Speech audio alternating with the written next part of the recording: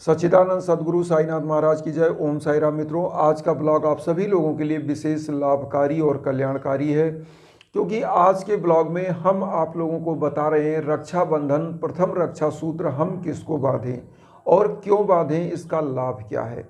और उसको बताने से पहले तो हम सभी अपने भाई बहनों को रक्षाबंधन की बहुत बहुत शुभकामनाएं देते हैं।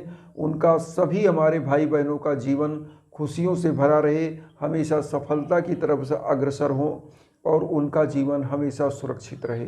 इन कामनाओं के साथ आज मैं आप लोगों को एक ब्लॉग बताना चाहता हूं कि प्रथम रक्षा सूत्र किसको बांधा जाए, क्या लाभ है इससे, क्यों बांधा जाए, ये सब जानने की ज़रूरत है। और अगर हम ये चीज़ जान गए तो निश्चित रूप से हमारा जो रक्षा बंधन है, रक्षा सूत्र, ये एक प्रकार से हमारे जीवन की, हमारे संपूर्ण जीवन की रक्षा का संकल्प होता है। तो सबसे पहले तो मान्यता ये होती है कि जब हम रक्षा बंधन बांधना चाहते हैं या बांधने जाते हैं तो यहाँ पर मुहूर्त देखना बहुत ज़रूरी है।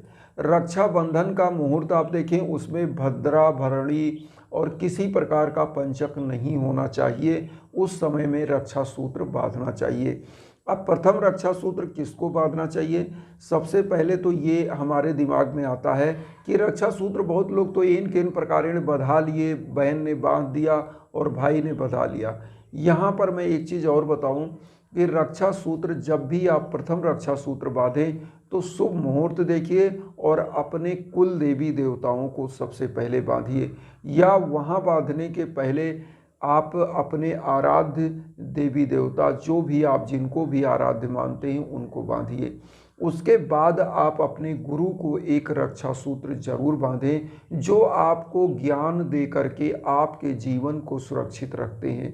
तो जब आप स्त्री हो या पुरुष, जब रक्षा सूत्र आप अपने कुल देवता को, अपने आराध्य देवी देवता को, अपने गुरु को बांध देते हैं, उसके बाद अपने भाइयों को या अपने से बड़ों को रक्षा सूत्र बांधा जाता है।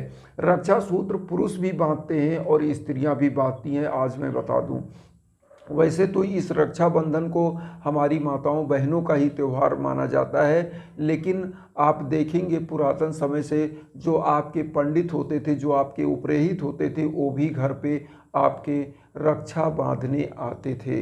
वो क्यों आते थे कि इसलिए कि आप उनकी रक्षा का वचन दीजिए, उनका भरण पोषण करिए और समाज में हम आप एक सूत्र में बंध सकें। तो ये जो रेशम की डोर होती है, ये जो रक्षा का सूत्र होता है, आप समझिए, तो इसको जब आप अपने प्रथम देवी देवता और अपने आराध्य गुरु को बांध देते हैं, अपने आराधीश्वर को बांध देते हैं, तो वहाँ पर सबसे बड़ा ये चीज़ होता है संकल्प।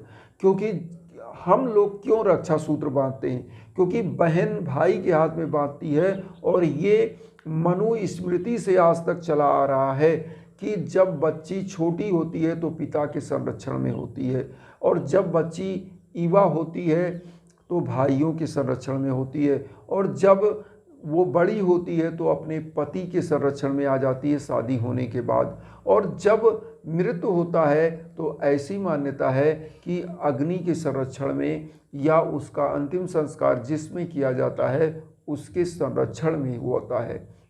तो ये रक्षा का वचन होता है। और यहाँ पर पुरुष जो होता है वो भी इसी प्रकार का रक्षा सूत्र बांधता है कि उसके जीवन को हमेशा कोई ना कोई सुरक्षित रखता है। माँ बाप, गुरु, देवी देवता, हमारे आराध्य ईश्वर जो हमको ज्ञान देते हैं, हमारे गुरु जो हमारे जीवन को सुरक्षित और संरक्षित रखते हैं। तो यहाँ पर सबसे बड़ी चीज़ होती है कि सबसे प्रथम रक्षा सूत्र सबसे पहले तो अपने देवी देवता को बांधिए, अपने आराध्य भगवान को बांधिए, अपने देवी देवता को, और उसके बाद अपने गुरु को बांधिए। फिर बहनें अपने भाई को बांधें, और जो पुरुष हैं वो भी इसी उपाय को कर सकते हैं और बांध सकते हैं। क्योंकि रक्षा सूत्र एक प्रकार का ऐसा सूत्र होता है जो रक्षा का वचन देता है, जो भाई बहनों का आपसी प्रेम और सौहार्द बढ़ाता है। या पुरुष है किसी को देवी देवता को बांधता है तो उनसे रक्षा का वचन लेता है, मन ही मन कामना करता है कि प्रभु धर्म अर्थ काम मोक्ष सभी रूप से हमारी मनोकामनाओं को पूरी करिए और उससे हमारी रक्षा करिए। तो जब इस प्रकार का रक्षा सूत्र आप अपने देवी देवता को बांधते हैं तो निश्चित रूप से आपका जीवन सुखी और सुरक्षित होता है।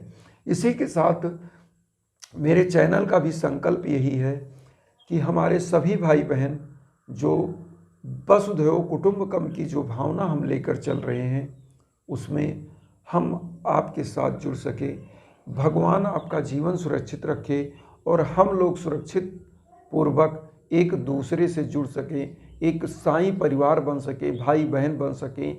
इसी में आपका सहयोग बहुत नितांत आवश्यक है मेरे लिए। ये मैं बार बार आप लोगों से विनम्र निवेदन भी करता हूँ कि हमारा परिवार आप हैं और मैं आपका परिवार बनना चाहता हूँ। तो चैनल को ज़रूर सब्सक्राइब करिएगा और उन साईं भक्तों तक ज़रूर वीडियो को शेयर करिएगा जो किन्हीं कारणों से दुख में हैं, कष्ट में हैं, वंचित हैं। इसी के साथ ओम साई राम।